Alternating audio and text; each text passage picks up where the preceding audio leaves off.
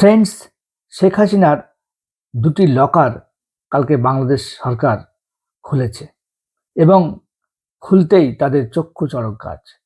সেই দুটি লকার থেকে উদ্ধার হয়েছে 10 কেজি সোনা, 832 ভরি, যার ভারতীয় টাকায় মূল্য 12 কোটি টাকা। আজকের এই ভিডিওতে জানবো তার লকারে কি কি গয়না ছিল এবং কিভাবে এটা কি সত্যি সত্যি শেখ হাসিনার নাকি তার বিরুদ্ধে ইউনিস গভর্নমেন্টের একটি চক্রান্ত। আজকে ডিটেলসে কিন্তু আমরা সেটাই জানবো এই ভিডিওর মাধ্যমে। আপনারা জানেন শেখ হাসিনা চলে আসার পরে তার নামে কিন্তু ট্যাক্স ফাঁকি এবং সম্পত্তির হিসাব গোপন রাখার জন্য মামলা চলছিল। সেই মামলায় তার দুটি লকার সিজ করা হয়। সেই লকার দুটি ছিল ঢাকার দিলকুশায় অগ্রণী ব্যাংকে। একটি ছিল হাসিনা এবং তার মেয়ে সাইমা ওয়াহেদ পুতুলের নামে, আরেকটা অ্যাকাউন্ট ছিল হাসিনা এবং তার বোন রেহানার নামে। সেই লকার থেকে উদ্ধার হয়েছে 832 ভরি সোনা। সেই গহনার মধ্যে ছিল সোনার তরী, সোনার হরিণ, অসংখ্য বালা, চুড়ি, কানের দুল, হার, কি নেই সেখানে।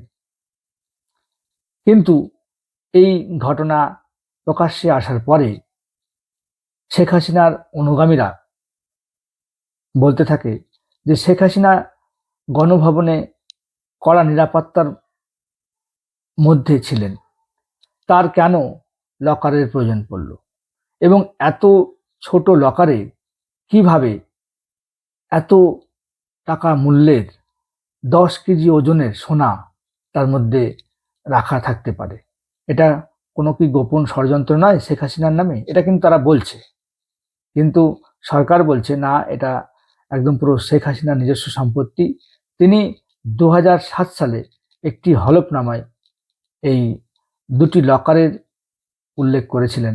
তারপরে সেখান থেকে এই বিপুল পরিমাণ সোনা, বিপুল পরিমাণ সম্পত্তি, যেটা শেখ হাসিনা নিজের নামে, নিজের মেয়ের এবং বোনের নামে রেখেছিলেন, সেটাই কিন্তু উদ্ধার হয়েছে।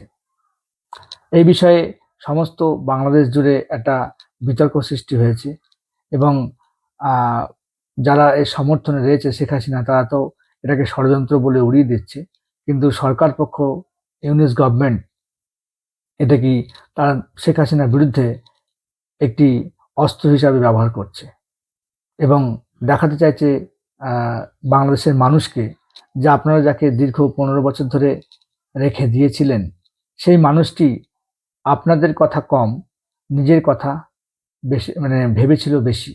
সেই জন্যই তিনি আগের থেকেই এত সম্পত্তি লকারের মধ্যে রেখেছিলেন। সো আপনারা যদি এই বিষয়ে আরো তথ্য জানেন, আমার কমেন্ট বক্সে কমেন্ট করবেন যে সত্যি সত্যি এই লকার কি শেখ হাসিনা ছিল, এত সম্পত্তি কি শেখ হাসিনা করেছিলেন, নাকি এটা সম্পূর্ণই অন্তর্বর্তী ইউনিস গভর্নমেন্টের একটি প্রচেষ্টা যাতে শেখ হাসিনার নামকে বদনাম করা যায় তার অনুগামীদের সামনে বা অনুগামীদের কাছে। সো আমার ভিডিও দেখার জন্য আপনাদেরকে অসংখ্য ধন্যবাদ। Thank you, tata, bye by.